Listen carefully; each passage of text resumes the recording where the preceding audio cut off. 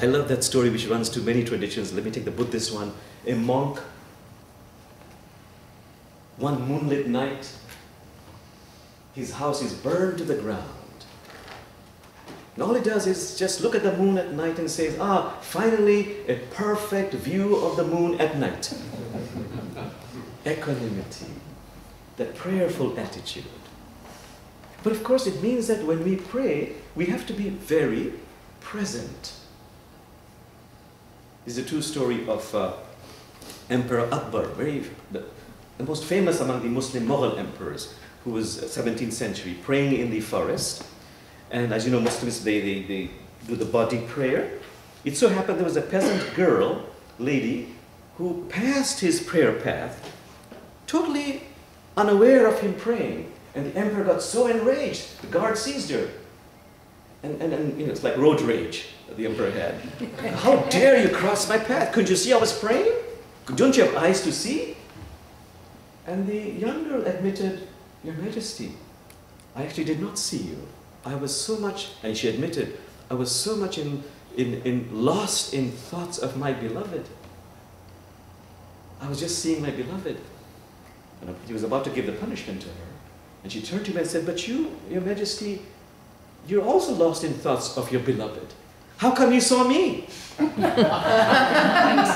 the emperor immediately gave her a very handsome prize and said, you have taught me the power of prayer, of being present in prayer.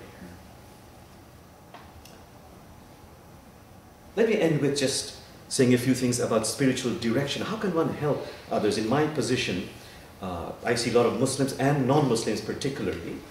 What is spiritual direction for me as a Muslim? It depends on what the issue is. For some people I would say, please practice silence. And some technique of silence. Be silent that the Lord who gave you language may speak. For as he fashioned a door and a lock, he also made a key.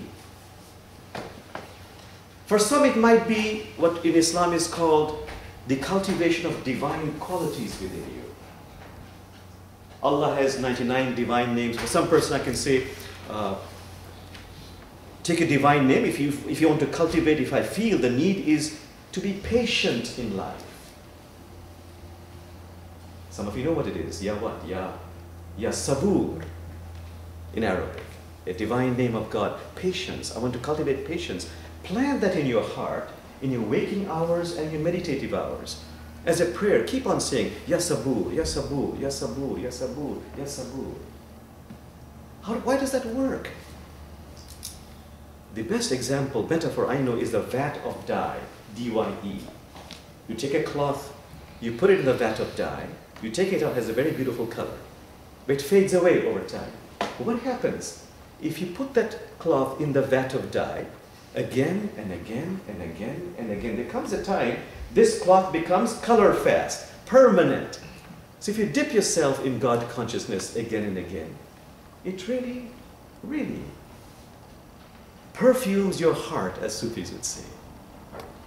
A third technique, and I'll end with that, which is the one I like most of all. Friends come to me and say, can you give me one or two verses from the Islamic scriptures or the hadith, means sayings of the Prophet Muhammad, that would really help me in my particular need. For example, I remember giving to business people, a businessman who says, you know, the world is too much with me. What prayers can you give me by which I can remember God in the course of my business dealings in this material world? There's a verse in the Quran which says, say, what has seduced you away from your most generous instructor? That's a good one to keep with you. Another one says, do not sell your bond with God for so paltry a price. To remind yourself of that again and again. Another one is, if one desires the rewards of this world, please remember that with God are the rewards of this world and the next world.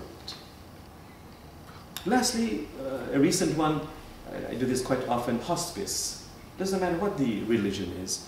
A person whose friends will say, give me a verse from the Quran or from Rumi that really is going to help me in my transition. I'm dying.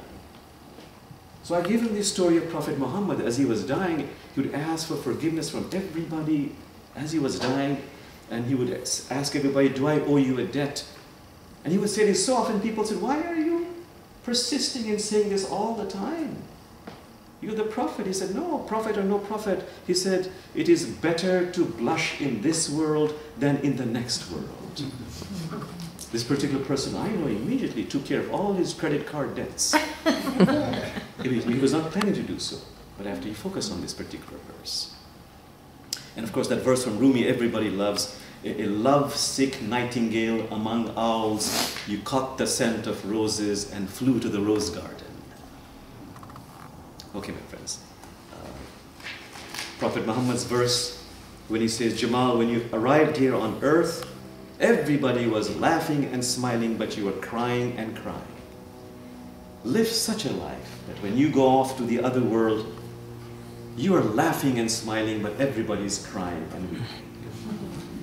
My friends, let's, as we allow this to sink within us, just end with a chant. Allahu Allah, very familiar to you.